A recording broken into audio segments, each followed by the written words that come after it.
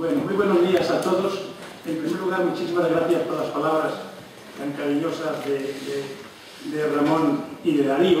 Ni qué decir tiene que yo vengo a Valladolid y a pesar de que los más jóvenes no me conocen como es natural,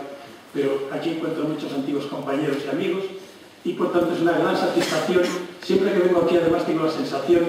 de que continúo siendo miembro de esta escuela de Valladolid y que es una cuestión ya muy afectiva, realmente muy agradable. Siempre disfruto en la compañía de tantos amigos como de G, seguimos siéndolo, y espero que algunos de los más jóvenes, por lo menos en espíritu, también lo podamos ser de alguna manera. En segundo lugar, me satisface muchísimo tener esta intervención con Juan Navarro Valdevec, por razones obvias que ya han sido señaladas,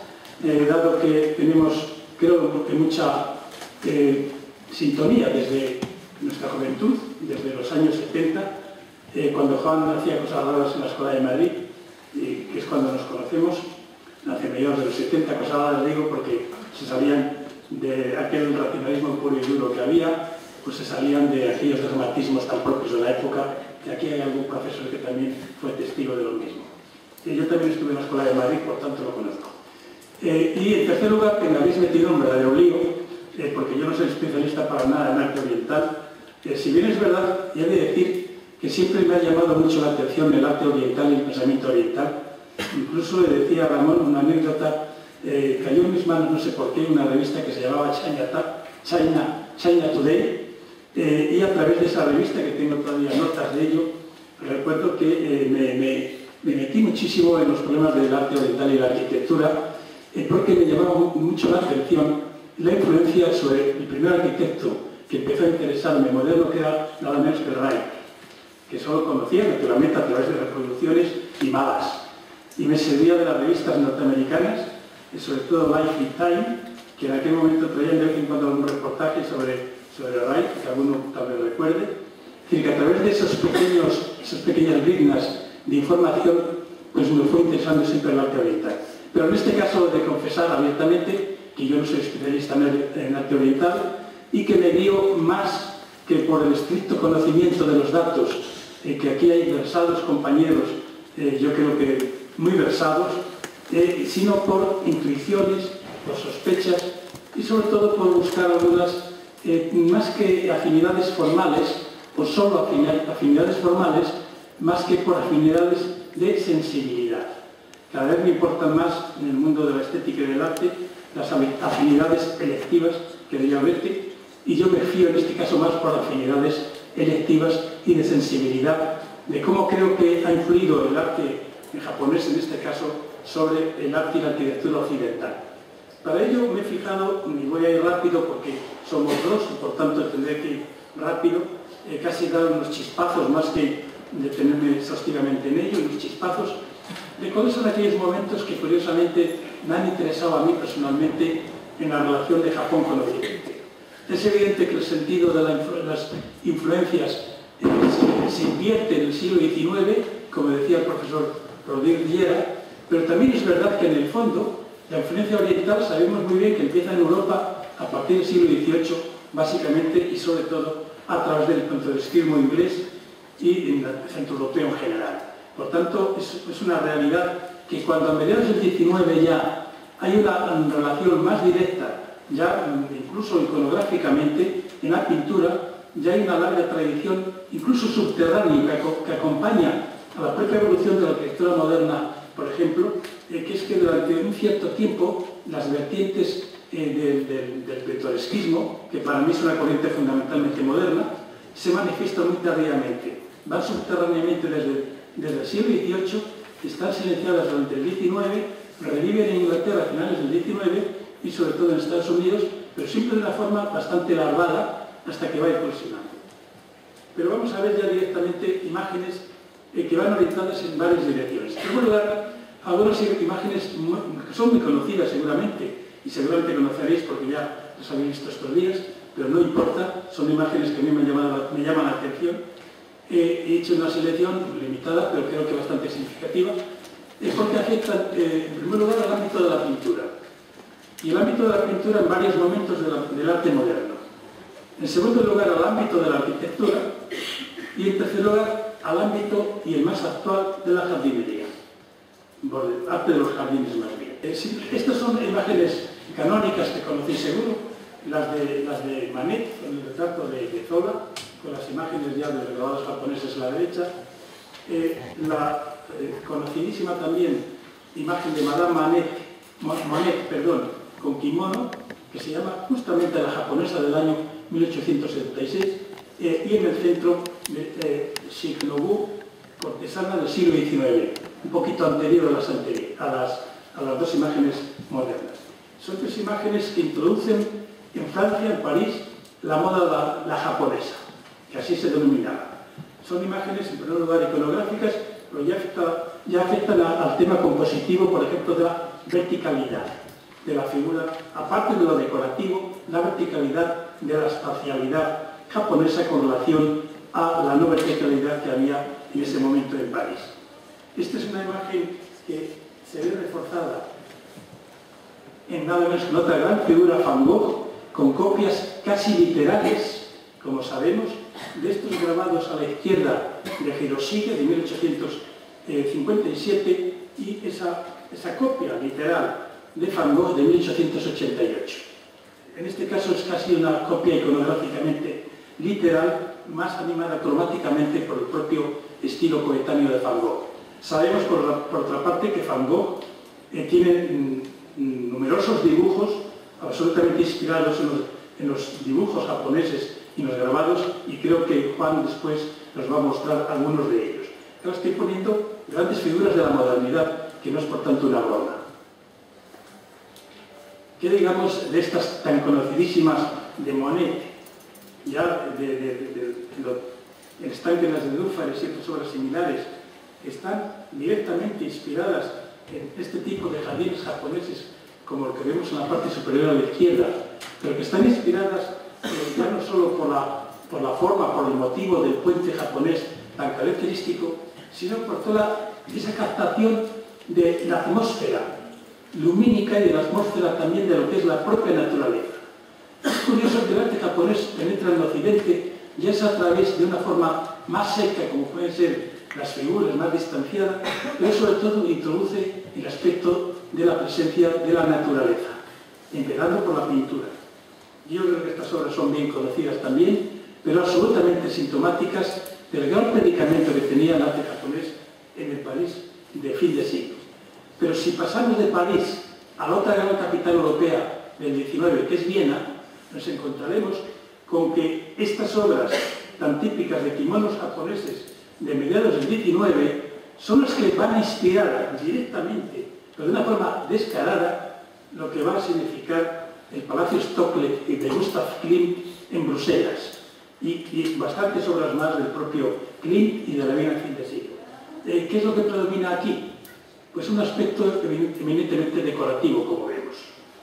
Un aspecto decorativo con una gran viveza cromática que no es propia de la Viena fin de siglo, del propio Klimt, hasta ese momento era una pintura tenebrosa, sin embargo aquí le da unas tonalidades completamente como vivas, alegres, y con una decoración, como vemos, floral, absolutamente vinculada a esos kimonos japoneses, a esa moda, la japonesería que está produciéndose. Pero incluso en el propio Klimt hay también una influencia de la composición japonesa. En la obra de la izquierda es de Monet, la obra del centro es de Ukiyo, el maestro Ukiyo, y la obra de la derecha es otra vez, de nuevo, la conocida Judith de Klimt. Y las tres están articuladas según esa composición de verticalidad que empieza a influir sobre todo en el caso vienés. Pero a mí me han llamado siempre mucho la atención estos famosos grabados de Hiroshige. Estas vistas del monte Fuji, porque son obras, como bien sabemos, en torno a 1830-40, y son obras en donde la representación no existe en Occidente de este modo. Es decir, introducen algo que creo que es decisivo después en varios movimientos de finales del XIX, como es el concepto o la categoría o el dispositivo formal de la estilización. La interpretación de los elementos de la naturaleza con los mínimos elementos, con los mínimos dispositivos del dibujo en este caso, el tratamiento de los espacios y las perspectivas, toda una serie de la delicadeza en el cromatismo y al mismo tiempo como el dejar el cromatismo de una manera también suavizada, todo se convierte en una paz y tranquilidad que dan una sensación tan normal y por otra parte tan propia de la cultura japonesa como es buscar la gran serenidad y la armonía del hombre con el cosmos. Sobre este hay textos preciosos, como bien sabemos, en la cultura japonesa, de esa especie de ataraxia, casi diríamos impasibilidad, de que no te dejes perturbar, sino que realmente comulgues con el mundo exterior, que tu mundo interior y tu mundo exterior se fusionen en uno y que tiene unos trasfondos del propio Zen y de toda la teoría, lógicamente, de las religiones o de las místicas orientales. La ola bien conocida, la gran ola de Kanagawa, de Hokusai, para mí es un ejemplo de cómo la naturaleza, por una parte, es desbordada por sus fuerzas internas, y por otra parte es contenida, es congelada. Es decir, no es una naturaleza, es pasional, pero al mismo tiempo se interrumpe la pasión para convertirse en algo como estático. Es una impresión sorprendente. Se sabe que están actuando unas fuerzas, pero esas fuerzas no acaban de desparramarse en toda su potencia destructiva, sino que quedan como congeladas, como suspendidas en sí mismas. Esta ola, por cierto, en la actualidad, está siendo una de las imágenes prototípicas, no sé si lo sabéis, del arte fractal. La teoría de lo fractal, una de las imágenes, que esté un poco informado sobre el particular, lo sabrá, está obsesionada por esta imagen, como un concepto de fractalidad vinculado a las nuevas teorías de la física y a estos libros que hablan sobre el espejo de la naturaleza, caos y orden, toda esta serie de cuestiones, el debate sobre los atractores, algo que a mí personalmente me interesa muchísimo y que me empezó a llamar la atención a partir, como es natural, de Mandelbrot y la presencia de Mandelbrot en las exposiciones, que por cierto hubo una en Madrid muy importante. Pero aquí cambiamos de registro y nos vamos a Hiroshige, de nuevo una ruta de Takaido hacia 1840, que es la de la izquierda, que es ya una estilización que llega casi hasta la abstracción en la imagen de la izquierda, todavía figurativa, pero apenas se reconoce, está ya introduciéndose en la gestualidad pura y dura, de una abstracción a través de la gestualidad, o una estilización gestual. Es una obra muy prototípica, y en el centro, Asengai, poema sobre sí mismo, y a la derecha una obra de Toby, el norteamericano. Con lo cual ya se introduce una de las líneas, una segunda línea de influencia, que es el salto desde finales del siglo XIX hacia lo que va a significar el arte japonés en la pintura de los años 50,